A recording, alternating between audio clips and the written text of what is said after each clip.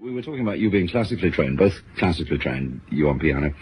You also, I gather, were playing in jazz clubs at night in the early days. Mm-hmm. Is that true? And at one point you had to fake your age to get in or something. Oh, yeah. Oh, all the time. Let me see. My first gig was in New Haven. Out in Is that Patty's Pizza? Patty's Pizza.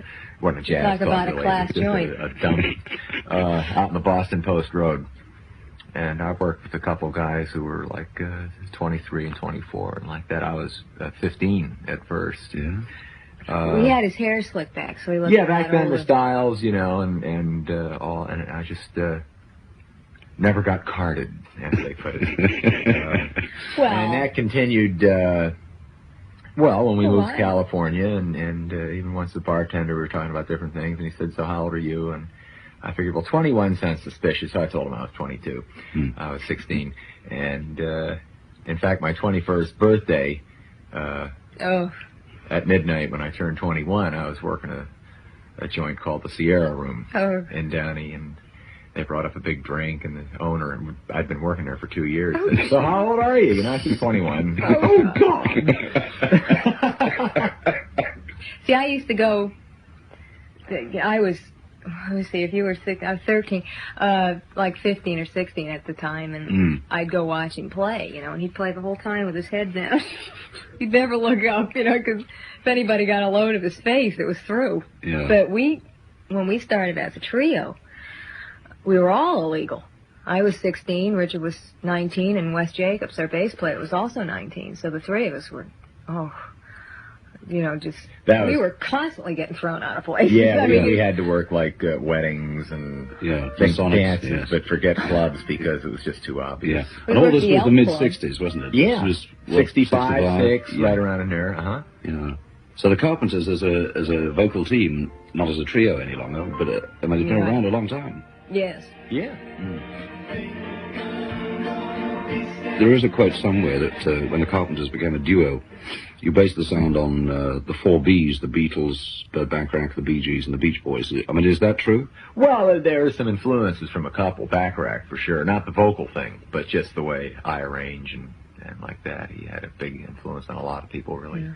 And the Beach Boys, of course, where our vocal sound is different than theirs. It's still very West Coast and a vocal sound that really drove me towards getting into that area. Yeah, and is it true that some of the early recordings were done in a garage? Oh, absolutely. Yeah, of well-known session bassist Joe Osborne, who for years lived in the Valley here. He moved to Nashville about 5 years, 6 years ago, at least. 8 years. Is it 8 now? You believe it? And he had a garage studio. The 4-track.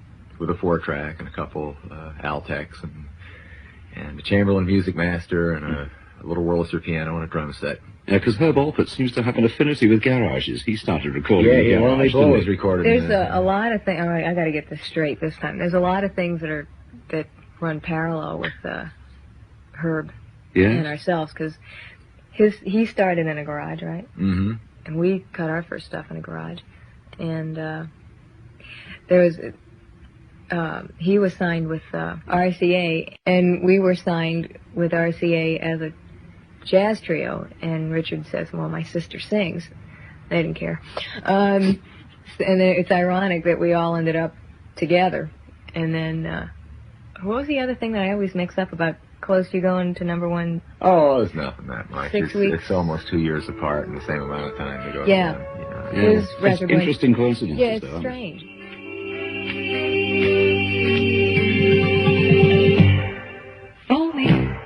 Your first string of hits was sort of against the odds. Beautiful, sweet vocal sounds. And it was absolutely warm, against the odds. Sensuous music. Yeah. Against all this heavy rock stuff that was around at the time. It's very interesting, actually. It just turned out that the radio programmers were looking for a change of pace. I mean, we didn't know that, of course. We just put out Close to You, and boom. Pleasant surprise. Big boom. With respect to you, Richard, I know you put a lot of work in behind-the-scenes writing and producing the LPs. I think of the Carpenters as your voice, Karen. Oh, thank you. What do you... Close your ears. Do you go through used to it. any particular routine to keep your voice in trim? I mean, do you still take voice lessons, that kind of thing? No, I never took voice lessons. I just kind of opened my mouth. No. Her routine is staying alive. That's all Karen needs. No. places, no... I kind of walk out.